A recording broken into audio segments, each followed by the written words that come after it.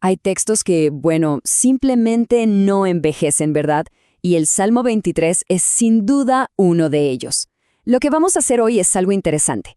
Vamos a meternos de lleno en este poema, pero no solo como un texto de fe, sino como un verdadero viaje, una travesía literaria llena de metáforas. Vamos a analizar juntos esa estructura que lo hace tan poderoso: confianza, miedo y al final triunfo. Es lo que lo ha convertido en algo universal. Y bueno, todo, absolutamente todo, arranca aquí, con esta frase. Jehová es mi pastor, nada me faltará. Ojo, que esto es mucho más que una simple declaración.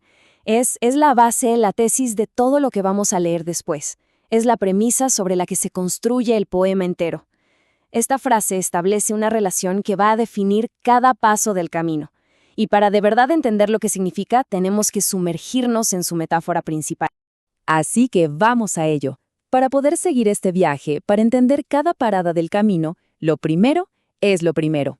Hay que entender quién es esta figura central, el pastor. Porque créanme, no es un personaje que está ahí de adorno, para nada. Es el verdadero motor de toda la historia. Y aquí está la clave de todo. La elección de la palabra pastor no es casual, es fundamental. ¿Qué implica? Pues una relación de dependencia total, de confianza absoluta. Pensemos en un rebaño. Las ovejas no se preocupan por si van a comer o si están seguras. No, esa es la responsabilidad del pastor.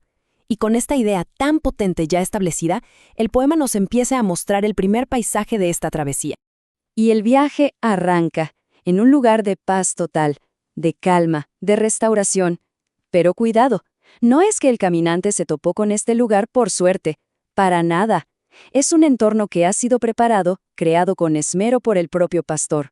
A ver, fíjense en estas acciones porque son muy específicas. El pastor está en constante movimiento. Primero, provee descanso. ¿Dónde? En lugares de delicados pastos. Luego, el sustento, junto a aguas de reposo. Pero no se queda ahí, en lo físico. También conforta el alma y guía por justicia. O sea, es un cuidado completísimo. Atiende el cuerpo, pero también el espíritu. Ahora, no nos confiemos. Este lugar de paz no es el destino final. Es más bien la preparación para la siguiente etapa del viaje. Y aquí es donde la cosa cambia. La narrativa da un giro de 180 grados. De repente, el poema nos arranca de esos pastos verdes, de esa tranquilidad, y ¡pum!, nos mete de cabeza en el conflicto central de la historia. Ahora el camino ya no es claro, se vuelve oscuro, lleno de incertidumbre y sí, de peligro. Entonces, la gran pregunta es esa, ¿no? ¿Qué pasa cuando todo se pone oscuro? Aquí es donde se pone a prueba esa frase del principio, la de «nada me faltará». ¿De verdad sigue valiendo esa confianza cuando la paz se esfuma? Bueno, la respuesta que da el poema es probablemente una de las frases más famosas que se han escrito. Aunque ande en valle de sombra de muerte, no temeré mal alguno. Esta frase es el puro corazón del poema, el centro emocional. Es la prueba de fuego para la confianza. Y fíjense en algo muy importante. El texto no niega que exista ese valle de sombra de muerte. No, al contrario, lo mira de frente, lo enfrenta, pero lo hace con una convicción que no se quiebra. Y aquí está el punto clave de todo. El poema no promete una ruta fácil para esquivar el valle, para rodearlo, no. Lo que promete es compañía para atravesarlo. La valentía no viene porque el peligro desaparezca. El peligro es muy real. La valentía nace de una única cosa, de la presencia del pastor justo en medio de toda esa oscuridad. Miren qué interesante este contraste. El poema pone frente a frente cada amenaza con una herramienta específica del pastor. Por un lado, la amenaza, el valle de sombra de muerte, el mal. Por el otro, la respuesta. Y no es cualquier cosa, tu vara y tu cayado. A ver, la vara no es un palito cualquiera, ¿eh? Era un arma, un garrote para defender al rebaño de los lobos. Y el cayado, ese con el gancho, servía para guiar con cuidado, para rescatar a la oveja que se desviaba. Así que ambos son símbolos potentísimos de protección y de consuelo. Y ojo, no son armas para que las use el caminante, son los instrumentos que usa el guía. Y justo cuando uno cree que toda la historia se trata de aguantar, de sobrevivir a ese valle, el poema nos da una sorpresa. ¿Y qué sorpresa? Un clímax totalmente inesperado. La historia da un giro brutal. Pasamos del peligro a la celebración, de la simple supervivencia a recibir honores.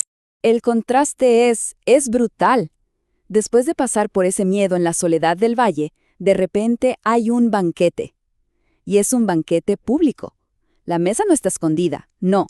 Se sirve en presencia de mis angustiadores. Imagínense, es una declaración de victoria en toda regla. Y no solo eso, unges mi cabeza con aceite, que en esa época era el máximo gesto de honor. Y para rematar, mi copa está rebosando, un símbolo de abundancia que ya ni siquiera cabe. El mensaje es claro, el pastor no solo salva, exalta. Bien, ya pasamos el conflicto, celebramos la victoria y ahora el viaje entra en su última etapa. La conclusión de la travesía se centra por completo en la promesa de un futuro seguro y sobre todo permanente. Y aquí notamos un cambio sutil pero muy importante en el lenguaje del poema. Ya no se habla de acciones concretas como me guiará o me protegerá.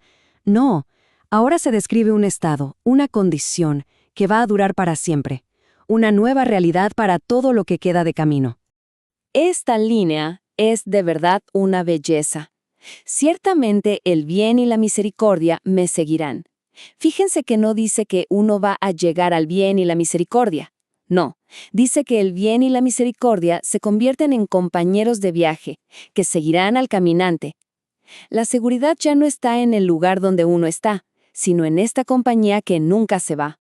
Y con esto se cierra el círculo. Aquí está el final, la resolución de toda la historia. El viaje termina en casa. Después de los pastos, del valle oscuro, del banquete de honor, el destino final es quedarse.